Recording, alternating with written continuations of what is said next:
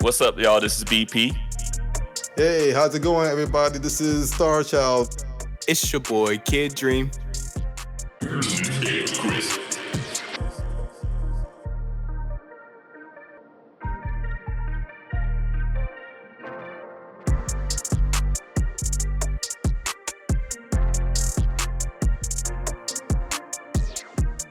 What is going on, everybody? And welcome back to Gamer Credits. This is going to be Season 3, Level 6. Let's introduce the players.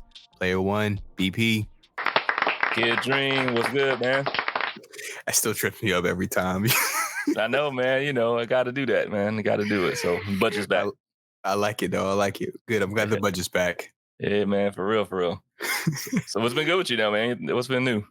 Oh, man, you know, just we'll get to that. We'll get to that. I don't want to spoil it just yet, you know. Okay, you know, my bad. Moving too fast. I get it.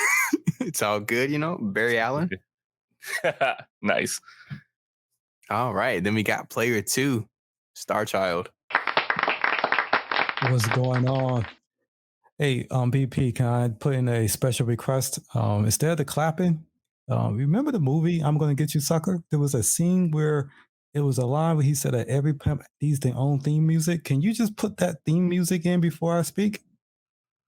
Stop it. Get some help. Nice. That's love as it. good as I can do for you there, sir. Now, I love it. I'll look into it, man. Like you said, what now? That I'm gonna get you, sucker. Part about the pimp. Yeah, man. It's like you need to have your own theme music. That he had like a band of people behind him playing the drums. Yeah, no, I remember that part. But yeah, you want the specific pimp version of that. I won't call it the pimp version because I'm not no pimp. So this because I was gonna say because like I don't care, I don't mind, but I was like, if our memory serves me correct, didn't he get like laughed at or booed in that thing? Yeah, those shoes, the fish shoes. Though. I think it was the fish shoes. They basically was laughing at him because they don't understand style no more. Y'all remember? Dang. This dude came from a style where class was judged by people with logic. Now, you know, he came out in a later time period, so you know. But he did have fish in his shoes, man. So I don't know how exactly man. That is, but that's completely stylish. Okay. Is it? I know Kid don't know what we're talking about at all, but he's gonna find out. We'll have to show him that movie, man. I got the DVD. Oh, you do? Oh, yeah. Yes, I do. No escape, Kid. Oh, joy. And of course, player 3, Kid Dream. What's going on, please? Yes, sir. Thank you. That's all right. Take a bow. So before we get into it, what's the gaming moment of the week? You know, I know I said Spiderman last time. I gotta say so again, just because I actually finished the game. Hey, recently. Okay. So yeah, I'm feeling good, man. Feeling good. Finally got it knocked out. Only thing I gotta do left is just go back and like really complete it, do all the challenges and get everything done. So, but yeah, man, so far that's what happened. Satisfied with everything, ending and everything like that. So can we say a slight spoiler? You think it's been enough time? It's not. It's kind of obvious what happens. Well, I think everybody kind of knows. Let's put it this way. We might want to put a warning in the disclaimer on this show that they may be spoilers. Yeah, I can definitely do that. But, you know, at the same time, y'all listening right now, definitely entering into some spoiler territory. So, hey, you don't want to hear it, either turn us off or fast forward. Or do what you got to do. Better, yes. I was going to say fast forward is better. Thanks, Star. Yeah, that's pretty bad. Turn it off. Hey, no problem. I'm shutting them down now. Yeah. Oh, man. That Venom section, bro. Oh, God. Oh, man, listen.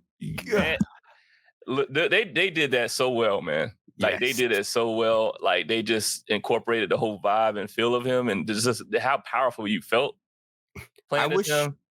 I wish you could have saw my face when the camera turned and you actually got to play as Venom.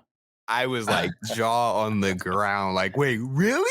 Yes. Yeah, yes. And you weren't expecting. At least I wasn't expecting it at all. I was like, what in the world? I had a feeling, mainly because of what we kind of talked about last week, how they mentioned a Venom spinoff game. I was like, to mention that. there's probably some Venom gameplay. Gotcha. So I kind of had an idea. I didn't know to what extent how it was, so that was nice to kind of go in like that. But Right. yeah, that section was great, bro. Oh, it was very good, man. So much so that people were kind of upset that you couldn't take them out for a spin. Yeah, that's my only complaint. That's the one and only time you get to play as him, bro. And Yeah. I was really after that section. I was like, ooh, he escapes, he's gone. Maybe there's another mission or two you get to play as Venom or something. Kind of like the MJ missions or something. Maybe there's at least one more mission. Alas, there was not. But I tell you what, though, I cannot wait to replay this game to get to that section again.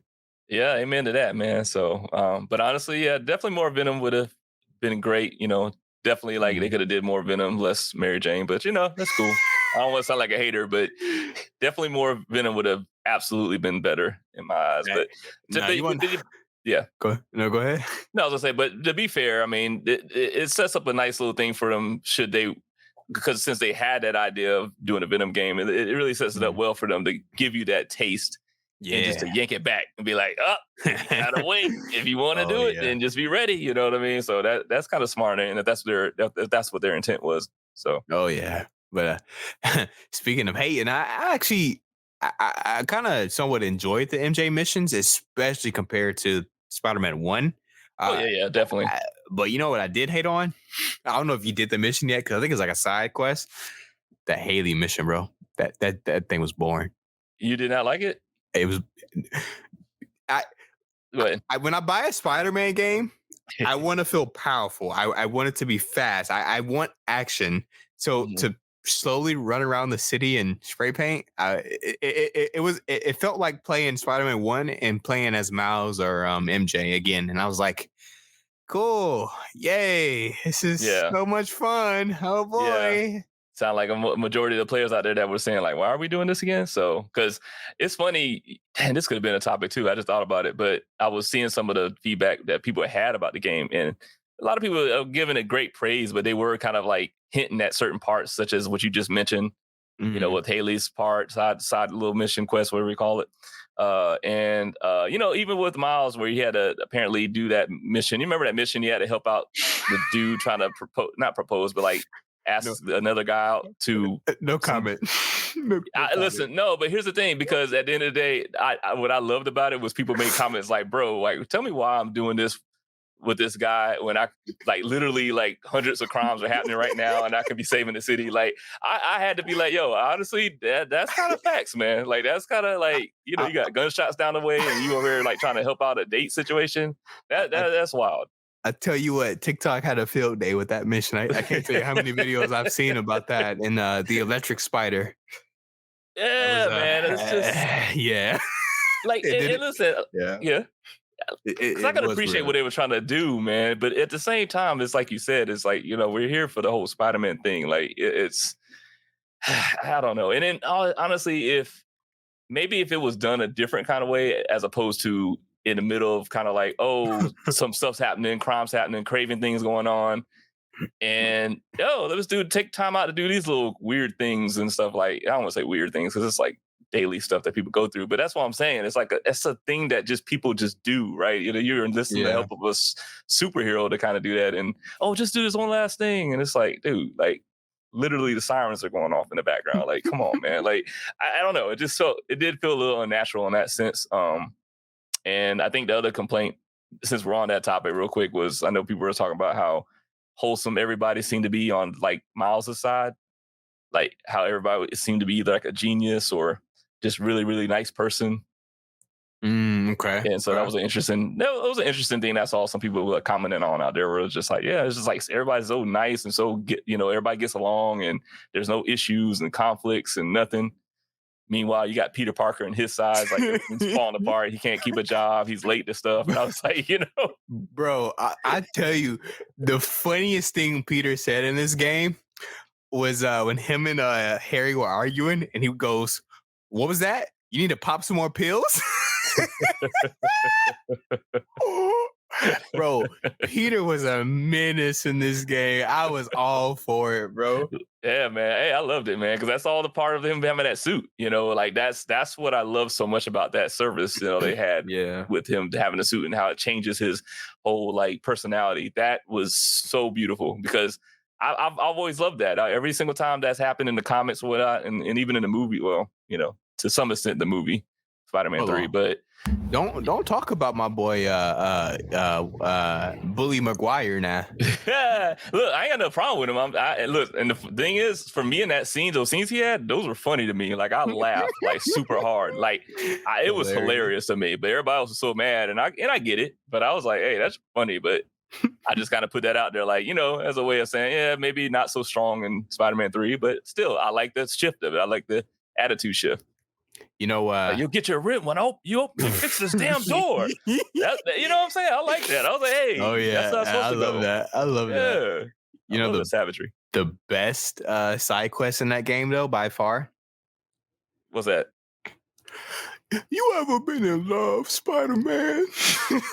Bro, why are you playing, man? Bro, that joke almost brought a tear to my eye, bro. I was like, dang, this man's spitting, bro. Oh, man. Why are you playing, man? Come on. I didn't know if I didn't realize this at first. I don't know if you know. You can actually play as Peter or Miles for that mission.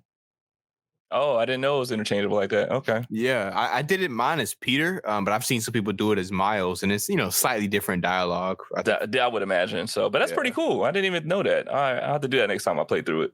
Definitely. So, but what about you, Star? Like, I know we kind of went on for a minute, so not to leave you out. I mean, I didn't play the game, so I had to just sit back and listen and experience it vicariously through your conversation. So to me, it sounds amazing, and I'm ready to play it. Oh, so that means you will play it then? So you buying it? I said I'll play it. I think that somebody might have a physical copy to loan. I don't know. Yeah. Oh man, that's a buy, sir. If I did, I would, but unfortunately, I have it digitally. Yeah, me too. I'm actually surprised about that though, because I'm not, because I got the other one, first one, digital. So, but it feels like I should have the physical, honestly. Yeah. Oh yeah. Well, Star, what about your gaming moment of the week? What you got? Don't have one for this week. This week has been a slow week, so yeah. I'm sorry, audience. I'm starting to think every week's a slow week. Jeez. Well, real quick, I'm gonna help Star out. We did have that whole, Grandmaster Nightfall debacle. Oh, that's not anything worth talking about. But okay. Oh man, all right. We could talk about how you were like disappointed that I didn't apparently carry us through it. Hey, I'm more disappointed in that the trust level in me being part of the team where I think that I'm thinking I'm doing great. Oh, you gave up. You was like, oh, well, one person died and the other person died and the Star Child's the only one left. Let's go ahead and start over again. No, that is not how that happened, sir. Nah. What happened was we were out of revives and our friend Drell had already left. Why did he leave? He's fine. No, but he left because, I don't know. You have to ask him. But he left. So I was like, you know what? I'm not about to have us two in here with no revive trying to waste time in it. So let's go back in. Let's go out and go back in. That's all. Hey, to the listeners, I can just give you this epic moment in my head that I thought was going on. I took out one of the champions. I revived on BP, and I was thinking, okay, we're going to take out a couple more champions, get some revives, and bring back Drow. Unfortunately, because they didn't trust me, they just ended the game and just start over again. So I'm just doing my little, what you would call this moment, pity moment. So feel sad for me because I was sad that night. So I'm back now. Hey man, I didn't know you was carrying that this whole time, man. Like that's the whole time, man. Hey, man, you gotta let that go, man. Oh, this was the moment. It's gone now. I'll let it go. All right, okay. So, well, I guess that's that. I kind of brought on myself, so there you go. All right, well, that was it. I got nothing else. All right, well, I guess my gaming moment would be I had some days off last week, so I had a little bit of free time on my hands, and I ended up hopping back into The Witcher 3 because I bought the Game of the Year Collect edition on Steam.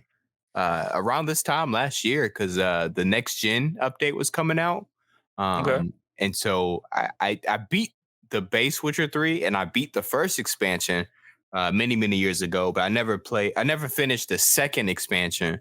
Plus, it's just an amazing game, and it's been years since I've played and beaten it, so I wanted to replay it, and so I picked it up, this time last year and was playing through it, and then life came and happened, and so I ended up putting it down, Yeah. and I picked it back up last week, and it's just. I just was reminded why I love that game so much. It's just such a fun game to play, and I tell you, man, like I don't know what it is, but like the quests in that game are just so fun and interesting. Like even side quests don't even feel like side quests to me. They feel like at least some of them anyway. Obviously not all of them, but some of the side quests feel like main story quests that have like weight and everything like that. And it's just such a fun game to play, man. It's just a great time. One of these days, man. One of these days, I'm gonna go back into it and try to finish it out. I tell you, CD Projekt Red is a reminder. They're also the developers of Cyberpunk 2077. They just do a phenomenal job of just making a fun game, like taking the essence of what is fun, and just putting it into a game. I love it. That's definitely a lot of the vibe I got from Witcher 3, at least from what I've heard people talk about with it and everything. So it's definitely something you should play. And the good thing about it is it's been out for so long now that you could probably get the complete edition for a really good price. If for the people who want to save a little bit of money, but it's worth every single penny, bro. It's especially the expansions, bro. This is a company that does expansions well. And they did it again with Phantom Liberty, as we talked about a little bit on the previous show. But they really make big expansions. I think the second one is takes 20, 30 hours, 40 hours to beat, depending on how you play it and stuff like that. I mean, it's a full game as an expansion. You know what I mean? Yeah. So my question would be, how are they able to successfully make these DLCs or these expansions the way that they do? But you look at companies like, let's say, Bungie, and they are not following the same blueprint where they can easily look at one of the competitors or confidants. I'm not sure what you would call them on that end, but they can look at them and say, hey, this is how they're doing it, and it seems to be successful. Why aren't we not doing it the same way? Like, what makes them stand out? Like, what is it that they're doing that makes them stand out? Are they just that dedicated to making a great game, or they just got a formula that works balances out with profit and with the game making, or they just focus just solely on the game and hopefully that does relate to profits? So from what I've seen from especially CD Projekt Red, is the core principle is make a fun game. Because look at Destiny, for instance, like we talked about on the previous show, again with Destiny, I pulled up the Steam page and all the DLC and the microtransactions, it's like $500. It's just so much. And they're nickel and diming you every step of the way. That cosmetic, $10. That emote, $5. That skin, $30. Like it's constantly charging you more and more money. With CD Projekt Red, The Witcher, and everything like that. They're just saying, hey, we're gonna make an expansion. Here's a price tag. That's it. Yeah. Go have fun with it. Give us $30, whatever it cost when it came out, and then here's the game. It's all about putting the gamers first and putting a good gameplay experience above everything else. And as we've seen time and time again, when you make a good game, when you tell a good story, it will sell. People will buy it. Yes. Yeah. So at the end of the day, it just kind of really depends on who's behind the scenes. Yeah. So at the end of the day, unfortunately. So this is your daily reminder to go play Witcher 3 if you haven't. Please go play. Apparently, that was quite a public service announcement there. So yeah, play it. Go out there and play it, guys. So before we get to the gaming topics we're going to talk about, we're going to do a little bit of nuggets of news as we have been doing.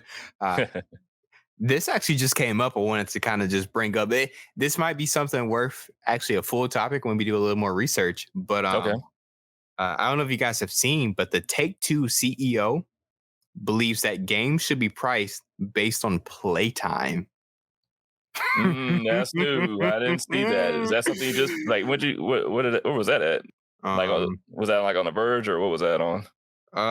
This was from a channel called GameRex. Oh, okay. Interesting.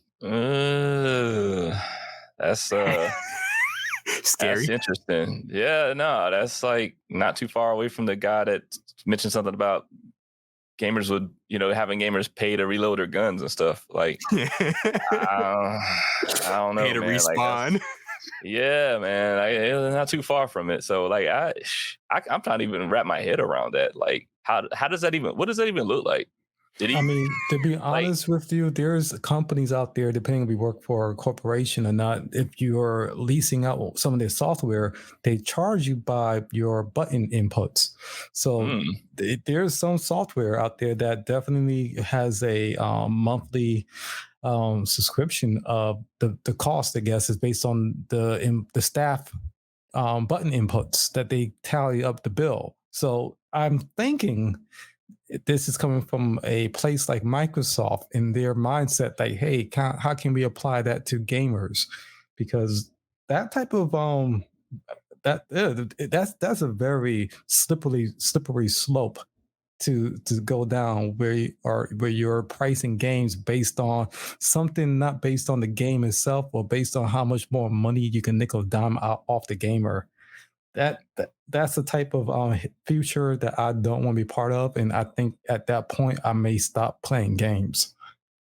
That's like that kind of reminds me of like mobile. Don't some mobile games have something like that where you play and then it tells you, oh, if you want to keep playing, you got to pay a certain amount. You have to wait like a certain amount of hours or some crap. Yeah, like Candy Crush, for instance, you'll have lives, and like if you lose a level, you have a certain amount, and then after you lose them all, you either have to wait for the countdown to refresh, or you could buy more lives. Quick, funny little side note about that. Back in high school, they gave us iPads. I was at the very tail end of like getting an iPad for my school. That's crazy. Yeah, I only got it for like a year. It was like when I was a senior or whatever when we got it. So I can't imagine what kids nowadays are getting in high school. But I mean, so they get full laptops. So go ahead. Yeah, I can imagine. Go ahead. Since it was like the first year, there was a lot of things they were kind of working out, and so you were able to like access the app store and like download games and different apps and stuff like that. So I think I downloaded like Candy Crush or one of those type of games. And so I figured out a way to kind of bypass that. If you run out of lives, what you could do is you could just set the internal clock of the iPad forward and it would act like time progressed and you would have access to your lives again. Slight problem I ran in is that I kept advancing the days so far into the future that one day when I was on the app and I ran out of lives, it was going to take like a crazy amount of time, like 6 million, minutes or whatever the ticker was. It was like a huge number of how long it would take. And I was like, ooh, maybe I've been doing this too much. I don't know if I can wait that long to play. Hold on now. I was going to say, man, it sounded like they caught on to you or something and made the adjustments, but that's funny. They might have, but I was proud of my little workaround. I was like, shoot, bump it. Let me just reset the clock. And then boom, I could get all my lives back. It was nice. No, what made me say that is because I remember there was a mobile game I got. Like, I don't know if you've seen those apps now where it's called like Just Play or Misplay, and you can play like certain games that are featured that earned you a little bit of money or something like that.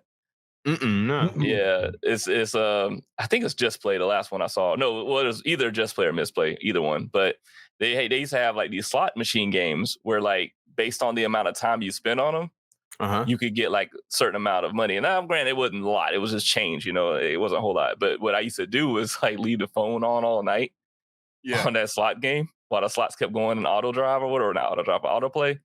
And just have it plugged in, make sure the battery didn't run out. And I'll get up and be like, oh, you got a whole $1. Okay, I ain't mad at that. Nice. And the funny thing is, though, after a few, I think, days of doing that, all of a sudden I started noticing certain criteria. Like, oh, you have to be in there a certain amount of time, but also you have to like reach a certain level or something to that extent. Like it made things to where, or they actually started cutting back on the winnings that you get. So you would run out of money sooner. So you would have to be like, oh no, you gotta wait. So you gotta sign out. So I was like, okay. So that's what made me think of that when you said what you said on that. I was like, oh, because I remember looking at it like, oh, they caught on quick. Yeah. They patched that super fast. It's like, they don't play about that. Right. It's like, we ain't losing money on this dude. But yeah, it'll be, hopefully he doesn't actually act on his wishes about, charging by the hour or whatnot. But it's scary, man, because it could get expensive. So just imagine like, go ahead. No, you can keep going. Oh no, then I was just imagining like, because because they own Rockstar, right? Yep. Yeah, because I was thinking about that. Like, how does that even look for that game? Like, that'd be crazy. But yeah, hopefully, like you said, he won't do nothing. Like, maybe just talking crazy. Hopefully. Nowadays, yeah. Big hope. Another thing that happened recently, I think this week actually, we finally have the nominations for Game of the Year for the Video Game Awards. So real quick, I just want to go through the actual Game of the Year nominations because as a little teaser, because we will have an episode dedicated to the Game Awards coming out as we get closer to the Game Awards, kind of going over our predictions and what we think and what we predict will win and everything. So real quick, Game of the Year, the nominations are Alan Wake 2, Baldur's Gate 3, Marvel Spider-Man 2, Resident Evil 4, which the remake, which is very interesting. I see where you're going. Super Mario Bros. Wonder, and The Legend of Zelda: Tears of the Kingdom. Nice. And I will tell you, man, this year for gaming has been insane. We have gotten banger after banger after banger. It's one of the best years we've had in a very long time, y'all. Yeah, that's definitely the topic, man. It's certainly been a lot of great games coming out. So, okay, that came out. So, yeah, I agree. With that said, and I mean, maybe we'll probably say this more for like when we actually dig more into it. But I was just kind of thinking, like, how do y'all feel about the list overall? Like, do you feel like there's any snubs personally? Like, do you have anything that you feel like maybe it should have made it, or are we good? I'm just glad that there's games out there that could be nominated. So, jeez. Well, there you go. What are we gonna say? There definitely is, and again, granted, the stiff competition this year, but there definitely is some games I find interesting that aren't listed. Some notable examples: Starfield's not on there, which that's a big one I heard. Yeah, a lot has flaws. I'm not saying it's a perfect game, but it's weird to not see it on there. Another one, Armored Core 6, From Software's latest game. That's right. Yeah, because I heard great things about that too. That's right. I did as well. Again, it's another great game. But that's not on there. And then another one that definitely comes to mind, Hogwarts Legacy.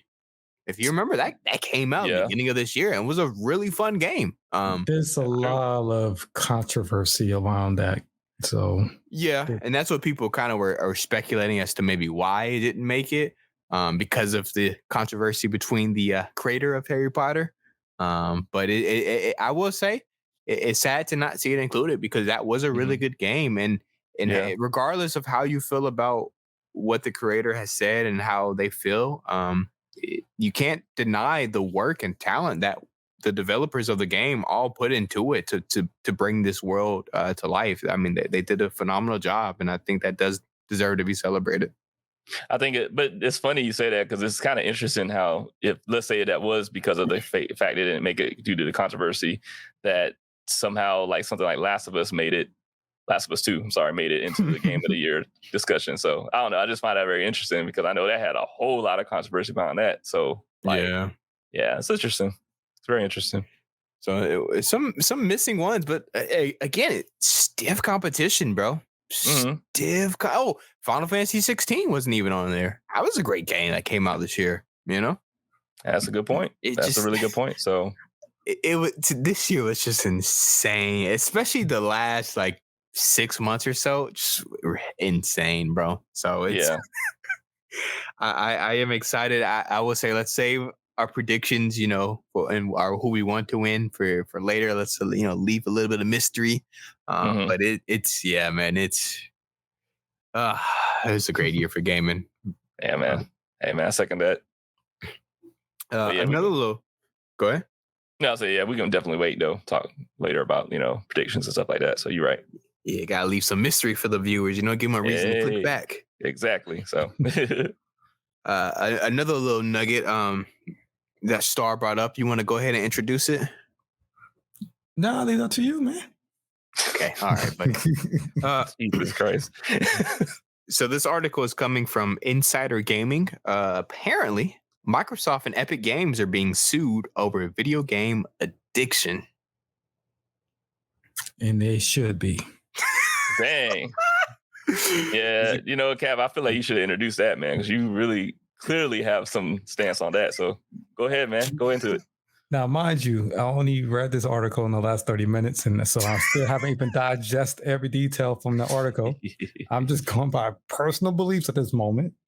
When it comes to video games, and you kind of, from your own experience of playing games, you get on the game because you just want to enjoy the story, or you just want to escape for a little bit from your real world, and you just want to just relax or, fantasize while you're in this game. You want to just imagine yourself doing the things that the avatar is doing, or get lost in the puzzle solving, whatever.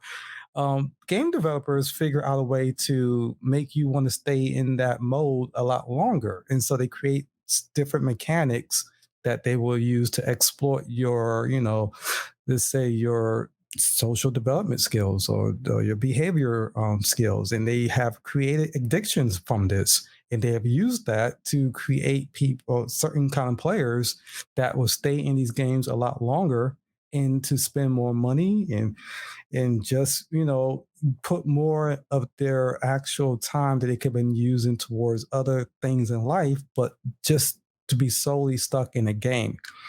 And because I do know that a lot of the developers were told by their higher ups, CEOs, to make different ways of profits, profit streams. I know that they embedded certain mechanics in these games. So when you start seeing a population of children growing up with certain type of behavior disorders, you do have to look at accountability to what have caused that, and you can't always blame the parents. And so when you do find that there's some need to try to start medical care or therapy or some extra cost out of your pocket to help alleviate some of this disorder, you need to go ahead and figure out who's liable. And these game companies should be at fault for some of this destructive behavior. Okay. Yeah, I will tell you, I agree with you for the most part, mainly when it comes to the gambling mechanics that we saw very popular with loot boxes, which thankfully it's kind of subsided a lot in recent years. That I remember that was a crazy thing a couple years ago. Oh So yeah. I will say, yeah, when you introduce loot boxes and in games that children play, I mean, you're pretty much introducing kids to gambling, and it's just like, come on, bro, like that's just not cool. Like, it's one thing if a consenting adult is doing it, even then it's a gray area because it's like some people have like uh um I'm drawing a blank on the word, but they have a problem with stuff like that, and they get addicted to those things, and yeah, it can be devastating for them. So I don't really like the whole gambling and video games in general for the most part, but when you introduce it to kids, man, come on, like these are games kids are playing, and you're bringing loot boxes into the game. It's like that's just not cool. Well, take it to another level. There's certain sound effects that they will use that reward your brain, your senses with dopamine, and they purposely will allow that sound to only play when you find something, and so you want to keep finding that so you can get more of that dopamine fix. Like they have created different mechanics that is exploiting certain functions of our brain on purpose so that we become addicted to certain actions in these games. That's why they want to give us more force feedback in the controllers. I mean, again, we think that's just a cool little interaction thing, but no, they want that so that we can become more and more involved in these games so that we can probably spend more time in these games. I remember Nintendo did this weird thing I thought was stupid at the time, but now I understand that they were really forward thinking. They were give you little warnings in front of the games, like, okay, you just play this game for 15 minutes or 30 minutes. Be mindful if you're feeling tired, take a break. Like it was certain games that they would put those messages in just to let the player know that you should remember to be mindful of yourself, not to get lost in the game. But most developers don't care about the player. They just care about what the player is going to give in return, which again, right now is just more money. Like, so yeah, that's my rant. I'm good. What about you, BP? Hey, man, I was letting it all go out, man. Yeah. I mean, it's like I always say, man, it's, corporations, businesses, they do what they do, and that's to make money at the end of the day. So it's hard for me to say. I don't know, man. Like, I don't know. Obviously, there is some form of like issue where it comes to like for the monetary part of it, like when they develop those addictions and use psychology for that, those means, yes, because that's proven to be very harmful based on studies. And, there have been situations where kids will run up their parents' wallets and stuff to get feeling of trying to win through a loot box or, i.e. some other means like that. So, yeah, absolutely. That's the kind of stuff that, is definitely scummy and definitely needs to be called to. But only reason why I say I don't know is because all business practices tend to lend itself to some form of psychology. I mean, that's the way they kind of develop that demand and need and want for services or products. So, not to say that I'd be against it. It's just part of the liability I do feel still resides in like not just parents, but just like anybody who's in that kind of mentorship role or of a kid, to be able to set those standards of, okay, how do I say this? So like we've come more and more as we go more and more into technology advances and things like that. Speaking as a parent, we tend to get so wrapped up in our own lives that we just tend to have our kids sit in front of like, the TV or a tablet or the game and just kind of leave them to their own devices, Mm-hmm. And I think to me that could be problematic for sure, because what else are they left to do other than to get addicted or drawn to that very thing we leave them to? You know what I mean? Like if we're not interacting like we used to back in the days where you can sit down and say, hey, have family game night or whatever, which again, I know is not as plausible because again, we're so much more busy than we were back then, at least in some regards. But if we lose that kind of like, hey, let's go outside and throw a football, or I don't know, go to the library, read some books. Like if you lose that. What is that? Libraries? Exactly. So, right. I mean, it's still there and it still exists, believe it or not. But again, if you lose that, if you lose that interaction, that quality time, as it were, things like that can happen. And so that's why I kind of question the liability sense or the accountability sense, because I kind of feel like everything involved, like with parents and the companies, I think they all kind of share in that, companies obviously for exploiting the market and, parents for creating the market, because again, spend the time with the kids and go out and do this and that. And hey, I mean, that could help. Can it also be society is generating the market, since everything is costing more? Absolutely. You have like FOMO. You have FOMO is a big thing. Yeah. So that's one of the main big points that a company can thrive off of. It's like, hey, you got to get this game. All your friends are playing it. They're talking about it. You want to be that weird kid or weird person that's left out of the conversation because you were too stubborn to buy Spiderman 2.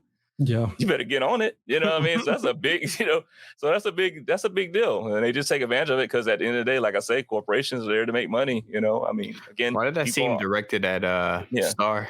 You didn't buy Spider-Man 2? I mean, a little something, you know what I'm saying? Thank you. But try through a little jab in there, but indirectly. But but for real, like that's just the market of how it goes. And so I don't know, man. It's just such a broad thing for me, just for me to say yeah or nay on it. It's just clearly there needs to be some things changed. Clearly there needs to be some accountability held, but I think it just needs to be, I don't even want to say evenly split. It just has to be responsibly split. Like, we just have to take a time to analyze and see where things are and just say, maybe spend a little more time with your kids, or you companies out there are getting a little too cozy with doing all the psychological stuff that y'all been doing. So I just think that it just needs to be addressed in that kind of respective manner. Yeah, we talked about this. Oh, sorry. Oh no, I was just gonna say that's a good point. Both parties have some accountability to that they have to share. Yeah. I was saying we talked about this off mic, but one of the things that we haven't saw with parents and their actions against behaviors from companies that target the children to get them to have to spend the parents' money on items and toys and candy was Saturday morning cartoons, and how almost 90% of the commercials and the whole purpose of cartoons were to have children sit in front of the TVs so that they can be forced to watch commercials that did nothing but sell to them products. And it gotten so bad to where a lot of the cartoons themselves were based off the products that were being sold. So they took away almost all the educational factors and everything else. And they and parents stood up against it, and they had to change the whole industry. And that's why today we don't really have Saturday morning cartoons like we used to, because the industry found more purpose in making profit than entertaining in a way where it can be responsible. So the gaming industry is getting to the same point where instead of it being responsible with their access to these children, they are just looking at the children as how can we turn them into adults that will be more into spending money for us. Yeah. Oh man, all comes down to that good old money. Oh yeah. So moving on, actually, that was such a long thing, man. I think we can make that a topic, honestly. Just I might have to edit that show notes to reflect that, because that was good. That was I think the last nugget, unless I'm forgetting something before we move on to maybe I guess the only really big topic to kind of talk about. Sony has come out and they have been working on 12 live service games as a service, however you want to call it, games. They wanted to have them out by the end of fiscal year 2025. They have delayed 6 of those games currently. We don't really know much of anything about these games. All we know is, there's games as a service.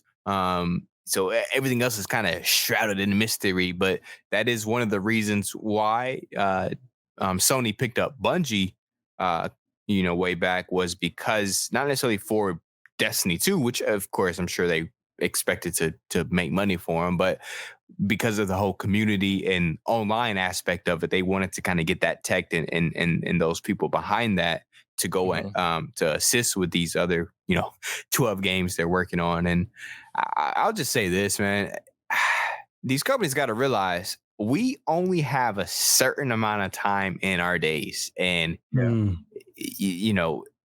for some people it's a very limited amount of time. There is just too many live service games out there and that are all just fighting for your attention and time, and because of the way these games are made, they're a big time commitment. You have to put in time to grind up, to level up, to farm for that weapon, that gear, that this, that, and the third. And it's just, I don't know how it's a successful business model. I mean, granted, I understand having like, a shooting game or more of an RPG one, have different like genres of live service games. But the issue is there's only so much time in the day. And people are at some point are going to have to pick and choose which live service games they want to play. And it's just, the others are just going to unfortunately suffer and close down in a year, if even that. And it's just, hey man, ADHD is a thing. So how is a live service game? How's that going to really pan out in the near future when everybody's going to be suffering from that? Like, I don't know. I mean, but that's a good point, kid. I didn't even really think about it like that. Not directly anyway, because indirectly I always think about like, man, I got so many games I hadn't played yet, but I'm stuck on Destiny too, because I got to get that weapon or I got to get that build right or I got to, insert other first world issue. Complete that raid. Yeah. yeah. So it's like, I actually felt you on that. Like a lot of times I'll do that. I'll even look at other games and think, I do want to try it out or play it or whatever, but that Destiny's calling because I got to, or maybe if another game I'm currently in, like I know we played, what was that other thing we played a lot, kid? I can't remember. Oh, Outriders. Outriders. Yeah, that's right. We shall see. So, but stuff like that. So it's like whenever I got into that somewhat, I was like, I could have did some Destiny or something, but no, I'm gonna play that. So and that would take up more of my time. So that's a good point. That's actually a good point. And I wonder if maybe that's part of the issue that they're maybe realize. I doubt it. It might probably be like from play testing and people who probably give feedback on that stuff, and they're probably like, like on some of the games that they're trying to like, what they were trying to release. Maybe that was the whole ticket of why they delaying them. Yeah, it's just man. It's just too many of them, bro. And every game wants to have that kind of component, and it's just like, how do you keep up, man? Yeah, yeah. But I guess to be more positive or optimistic, I am curious as to what these games are going to be, because the good thing about Sony is they have some phenomenal IPs behind them. And I wouldn't mind seeing some franchises in a live service method if it's done right. I know there's talks of making like Horizon Zero Dawn. That they're actually working on a multiplayer version of that game. I'm not entirely sure if this is one of the live service games they're referring to, but I do know that is in the works. But like, it would be cool to see a God of War, some type of like multiplayer live service type game. It could be cool to see a Spiderman live service type game. Like they do have these IPs, and it does make me interested and curious because they have the power. But it's just like 12. You guys are really gonna make 12 of these things? Hey man, they want that. They all, I guess that those dollar signs was just too appealing, man. It's like, hey man, this is the way. Which that makes me wonder. It's like, what? I just kind of wonder why 12, like you said, like why not take it slower? Like I wonder what the driving factor was on that. So that might be something I want to look into, because 12 does seem a lot to be a lot.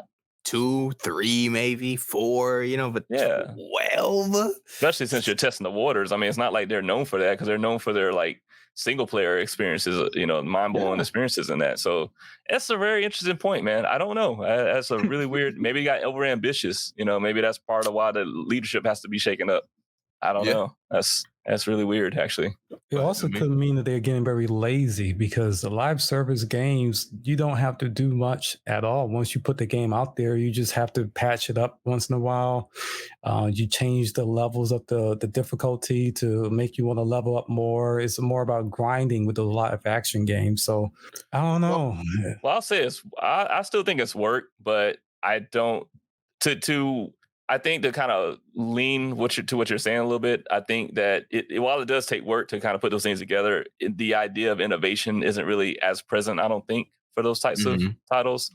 So to be fair, what you're saying, Star, I think that's more of what I could agree with on that. It's like, they don't really, it's kind of like hey, we put it all together, like model it off of some other live service thing that we've seen or the other developers have done that we've kind of like are really close with, and then just kind of take off with that and do, like you said, do the patchwork. But, the reason why I want to say it like that, because I anytime you're dealing with game design and stuff like that, it's always, it's a lot more involved than people think. But, I agree with that. But I just still want to respect your point of the reality is that once that's established, it's not like they're sitting there, and to be fair to them, maybe there are designers and developers that are trying to think outside the box and do different things with it, but then they have to worry about the big cats at the top, like, No. That we whatever's gonna make us more money. Like, what about these monetizations that we've seen in the other games? Like, y'all need to look at that. Don't worry about all the other level design. You know what I mean? So to be fair, what you're saying, I think that's more of what could be the issue there. Yeah, bump making new content. Just take that enemy, make it blue, and add new skins. Put new skins in the game now. Right, those new skins, man. Talk.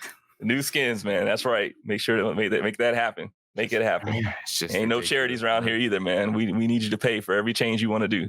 And then pull a a Diablo 4 and charge like $64 for one skin or a skin. God. Oh, You know, a micro, micro meaning like small, tiny. Nah. This is more than some games costs. This micro, quote unquote, micro transaction. Hey man, you got to realize, man, everything is relative to the dollar signs, the dollars they're looking at. So micro to them might be like 64, because they're used to the whole millions and billions. So it's like, to micro Bobby, 64 is micro is like 500 million or something to him. Man. Right? 64 is a micro. That might as well be changed to him, man. I mean, it is changed to him, man. So like, yeah, that's ridiculous, what that is. Man. But I think it's time we finally talk about one of my favorite things, and that is Baldur's Gate 3. But before we do, I do just want to mention and give kudos to them and the team. Recently, there was the Golden Joystick, which is just like another like video game award show that took place. They swept the floor. They ended up walking away. Let's see. I think it was like 6 awards they ended up winning. Nice. Okay. One of which was PC Game of the Year. Nice. Or best PC Game of the Year, whatever, however you want to say it. So it's nice to see that studio getting the recognition and the praise it deserves. But speaking of that, it's kind of what I wanted to talk about. And there's a lot of talks before Baldur's Gate 3 came out, maybe even more now that the game has come out and we've seen it. A lot of other developers are a little upset and trying to tell people to kind of manage their expectations when it comes to their games, because they're saying that, hey, Baldur's Gate 3 is an anomaly. Don't expect that from us, this, that, and the third, and just, kind of upset with Baldur's Gate, saying that they raised the bar so high and it's just, it's achievable for them. And personally, I just take a lot of offense to that. And it's just really frustrating because do I expect any developers to put out the next Baldur's Gate? No. I'm not expecting a team of 10 people to put out something as big and detailed and expansive as Baldur's Gate. Can those 10 people, for instance, still make a great game in their aspect? Absolutely, 100%. What irritates me is when a lot of these comments are coming from big AAA developers, people like Diablo 4, the people who just put out a $60 skin. It's so frustrating to hear them say that, because it's like, you guys are bigger studios. You have way more employees, way more money and capital behind you. And you're saying you can't put out a polished game with a lot of content with 0 microtransactions or any BS that charge you extra down the road. And actually, another good thing Baldur's Gate has been doing that I don't know if you guys have heard about, they've done a lot of like hot fixes and hot patches, but also big patches. And in these patches, bro, I'm talking like 1,000 items of changes and fixes that they've been working on. And we can argue back and forth. Well, the game shouldn't have come out that way. It shouldn't have had these issues, blah, blah, blah. In my opinion, it's a perfectly fun game that you could play. And there's going to be some bugs and hiccups here and there, of course. Nowhere, from my experience anyway, nowhere near game breaking type level of bugs or situations like that. But so many other developers, bro, would put out that game and move on and say it is what it is. But you should see the patch notes. There's just so many changes, and not only like fixing things, but they're adding things that people wanted and changing up things for the better for the players. So they're listening to the feedback. Exactly. And so that's what irritates me from these comments. And it's like, you guys should be held to that standard because you're the big dogs. Technically speaking, Larian Studios, the people who made Baldur's Gate, they're like an independent studio. They're not owned by any big companies and stuff like that. They're like an independent game studio. You guys are the big dogs, the AAA developers. So here's my question. So since we are able to compare the two type of dynamics, isn't it possible that being an independent studio, gives you more freedom to make a better game than these major studios?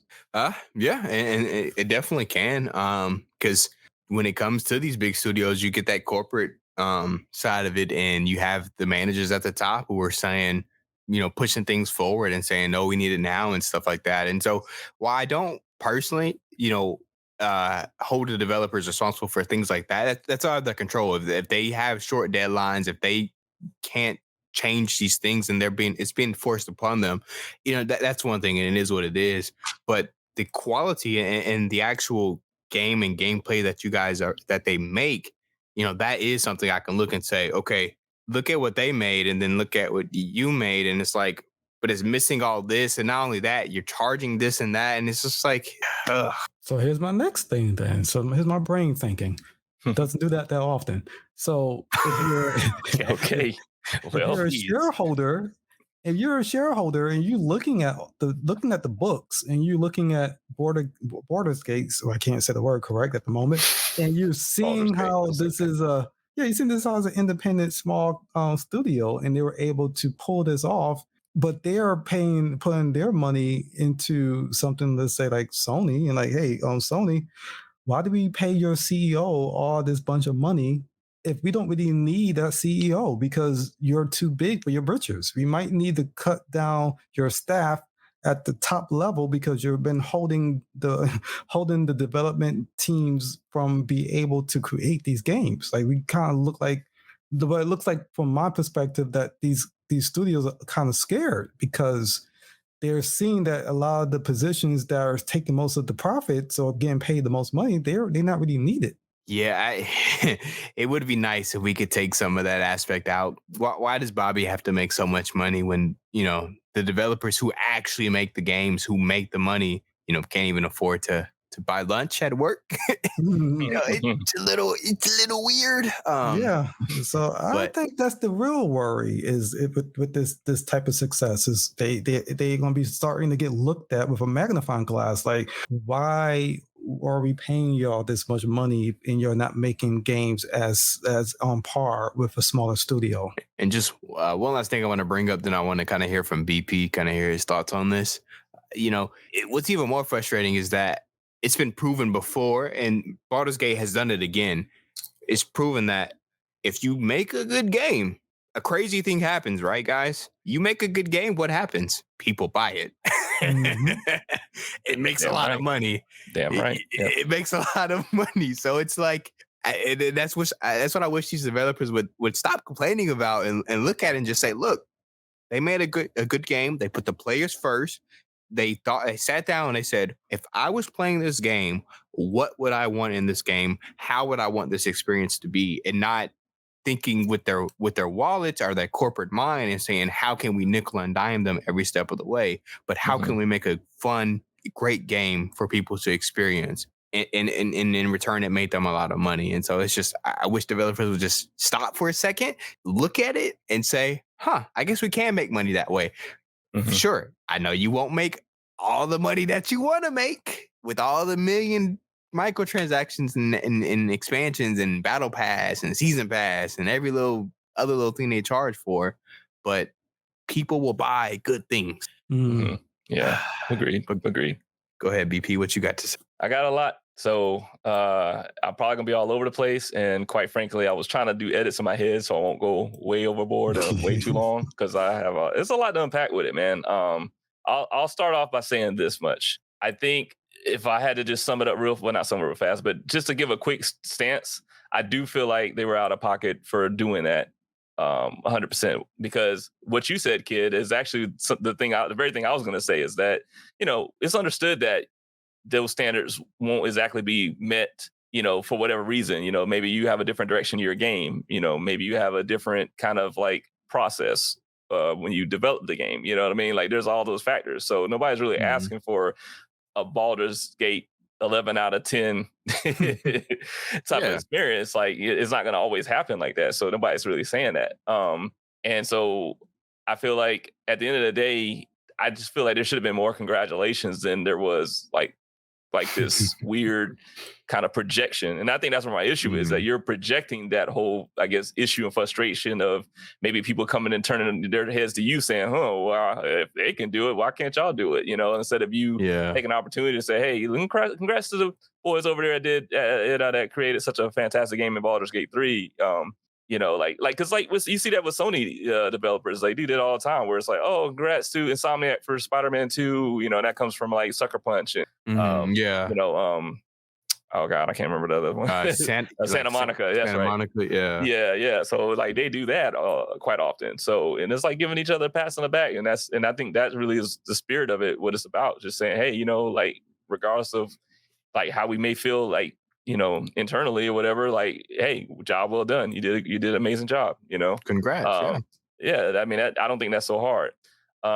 So yeah, that whole projecting, that whole like, oh yeah, it's just y'all need to cut to that whole high expectation down, and that's just, you know, understand the gaming development is not that simple, and it's just, you know, maybe it's easy for them because they have this whatever the case may be. Like we're not interested. You know, we're only interested in the idea that you just kind of like either you can choose to say something good about it or don't even say nothing at all. Just kind of, you know, go about your own way or whatever the case may be. Or if you want to keep general statements such as, you know, hey, it's a great game, but, you know, let's make sure we don't go too crazy with like, you know, the expectation, because it could create undue pressure amongst game developers. Maybe something generic like that, you know, but something that doesn't tear down that hard work of those guys that did such a great job with Baldur's Gate 3. Phenomenal job. Yeah.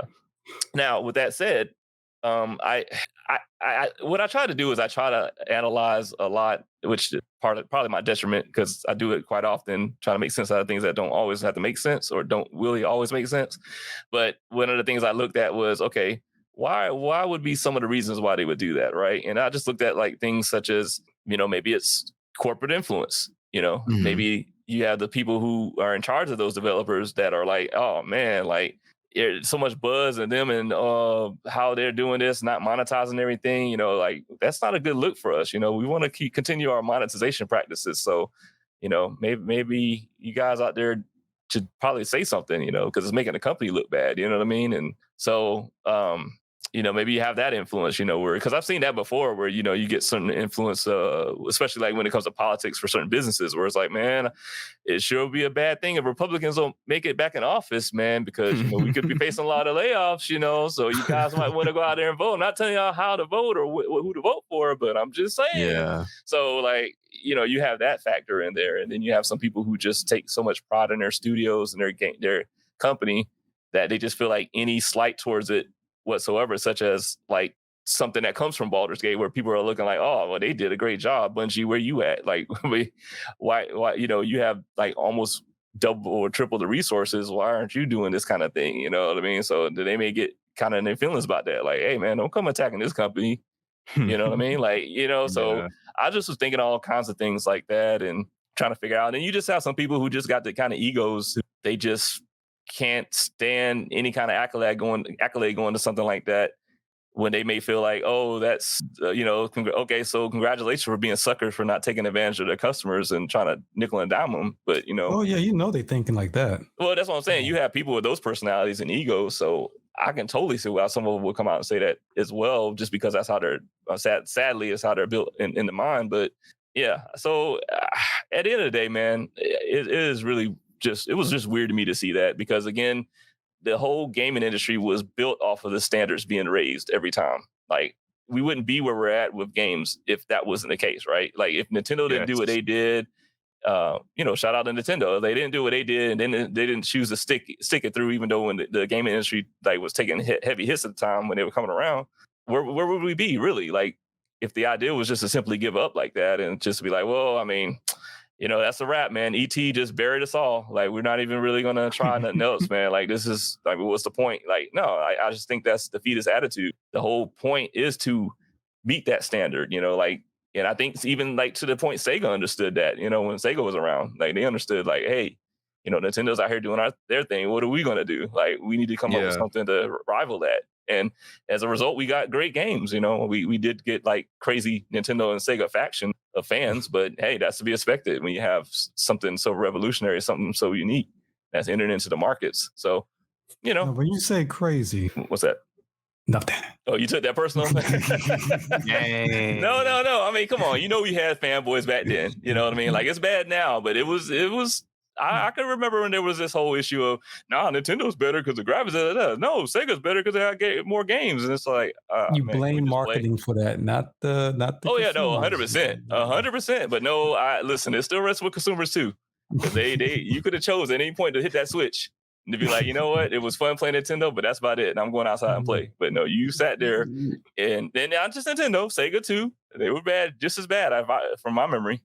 Oh yeah, it was like, ooh, man. So, and like things like when I'm getting off topic now, but like for example, I remember when Mortal Kombat came out for both Super Nintendo and Genesis, and I think Super Nintendo had a thing where they couldn't do the gore for their game, and of course that's what I'm saying. It was like, it still was a good game, but yeah, I mean, mind you, it took a hit for the missing fatalities, but I just remember back and forth, like, oh yeah, you got the Super Nintendo whack version. And it's like, well, mine runs better, it runs better on Nintendo, so whatever. So, you know what I mean? It was always a thing. The point is, we just wouldn't be where we are if it wasn't for like that whole kind of like, okay, they did this, we're going to do this. We're going to come out with a 32X. Oh, they did that. We're going to come out with a 64, or we're, and vice versa. So it's like, so I just want to say, like, can you imagine if Nintendo or Sega literally saw what the other did? Like, let's say Sega saw what Nintendo did with 64 and said, oh man, that's just impossible for y'all to just expect. Come on, guys, for y'all to expect us to meet something like that. I mean, come on, like that's just an exception. We shouldn't be held to that exception. Like, can you imagine? You sound, I don't know. I'm sorry, but you know how stupid that sounds. Like, that just sounds so stupid. I'm sorry. I try to hold it in. Like, I don't like to call that stupid, man. But God, like, damn, man. Like, it just don't sound right, man. But I mean, yeah, you made a good point. I mean, about innovation, and it's like if they just developers just say, oh, "Yep, well, we can't meet that standard." I mean, so what? That's the best is gonna get. Like, shouldn't you be striving as a developer and to do better, to make the next best thing, you know what I mean? It's just so weird. I don't know, man. And don't get me wrong. I mean, it's a high bar they set. Oh, sure, yeah. But it's got to be inspiring. Like, that's what I'm thinking. I'm like, I'm taking that as inspiration. Yeah. That's the way I look at it. Now I know everybody's mind not built like that, but yeah, that's great, man. Just think about it, man. They did that. Yo, okay. Because maybe you can draw an idea from what they did, something unique and new with their stuff that you're like, wow, so that would work really well, but we can twist it and do it in this way. And then that becomes innovation on your part. Like, yeah. Exactly. But again, you're calling out their flaws. They're not looking at the innovation that this is causing. They're looking at, they didn't put in enough, what you say, counters to give them more profits. That's what they're looking at. You cut out their whole business model. Like, they don't want to be forced to go that route because their entire design and their whole thinking of the companies for these bigger studios is profits and not just making games. Like we spoke about this earlier, man. It should be based on making the game, but they're looking at building a profit first and having a game designed around that. And that's the crazy thinking that is being exposed right now with their complaints. Yeah. So and it gets back to, again, just what I'm saying is the influence of maybe those comments and tweets that they put out, because they really because everybody's different, right? Somebody may say that as a result of what you said, Star. Other people might be saying that just because they feel like it's unfair that all their hard work gets overshadowed by something like that. And then they just feel like they're thrown by the wayside, because of this new fad of how great that game was. So like, there's so many different parts of it, but I just feel like overall, that's just really kind of a messy thing to do. Like, there's no real need to be spiteful, saying outside of agendas. I know, obviously, if you have an agenda, you're going to want to be spiteful to try to help destroy something or bring it down. But at the end of the day, I think it should be inspirational, man. I think, because you see the popularity of the game, it sold really well. I mean, like, I don't, what more can you say? And it's maintaining a solid player base. At least from what we can see on Steam, it still has a lot of players. Like, I'm gonna check real quick. I know the other day it had like still 300,000 people playing it right now or something like that. So it's maintaining its popularity, especially for it to be a story-driven game. Obviously there's a conclusion at the end of it. Right. It still has a lot of players. Granted, it's a massive game. It takes you a long time to play. It right now, it's still number 4 on Steam right now. It has 100,000 players. That's crazy. Yeah. See, that's what I'm saying, man. That stuff, 100,000. It resonates with people, and they love it, and just take inspiration from it, man. I mean, people take companies took inspiration from Capcom's killing it with the remakes that they do for Resident Evil. So yeah, I mean, they took inspiration from, like you said, Resident Evil. They took inspiration from Elden Ring. Another one. Yeah, they took inspiration from Breath of the Wild when that first came out. Yep. This is what happens. Developers put out phenomenal games. It inspires a lot of people, and then they iterate from that, and it inspires other people to go and make bigger, better games, and that's what we've seen, and I'm pretty sure, and I hope we continue to see after Baldur's Gate 3. I want us next year after, at some point in time, to be having a conversation about the next amazing game that came out that raised the bar even higher. Because that's what should happen. You know what I mean? Otherwise, it gets stale and complacent, and it gets boring. Then didn't we get Call of Duty Modern Warfare 3? Exactly right. That's exactly right. So, and how well that game is. There's fans out there that sees no complaints with that game. So you can't frame that argument with everybody. I mean, it's kind of like the Madden thing I've said before, where once you dug in, man, you dug in. There ain't nothing you can really do to shake it. Yeah, but it could be better. That's the thing. It could always be better. Oh, 100%. And I don't think anybody will complain about better. So, and if we just take what some people are saying and don't expect high expectations like that, then we're going to get complacent, and we're going to keep getting mediocre after mediocre title when we know that there is bigger and better things that we could be getting. So personally, I just hope to see people continue to strive to raise the bar instead of looking at it and saying, "Nah, I'm all right." Yeah, I agree. So I think that's a pretty good place to call it. What about y'all? Oh man, definitely. I am good for the night. Yeah, I think. I mean, there was no surprise there, but after second that, I'm like, it kind of ran a little long. But this was good though. It was in a good way. So So we, as always, want to thank everybody for listening to us ramble for a little bit, and we appreciate y'all listening and standing by us. I know BP's gonna plug those socials real quick. Oh yeah. So dang, what is it? Oh yeah. So you can check out you can check us out at www.podpage.com/gamercredits. That's again our main site where you can find out where we're all at. I think we're all like in Google and Spotify and all those different types of good places to check us out. And as far as the socials, again, still trying to work out on the Discord thing. But I think like last episode, I'm going to just go back and put our Gmail up.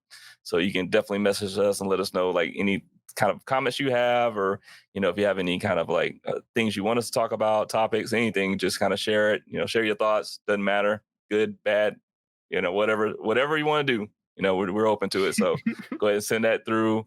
And yeah. I guess, like I said, that's it, kid. All right. Well, as always, we'd like to thank you. And until next time. Indeed. All right, y'all. Peace out. Let's get it.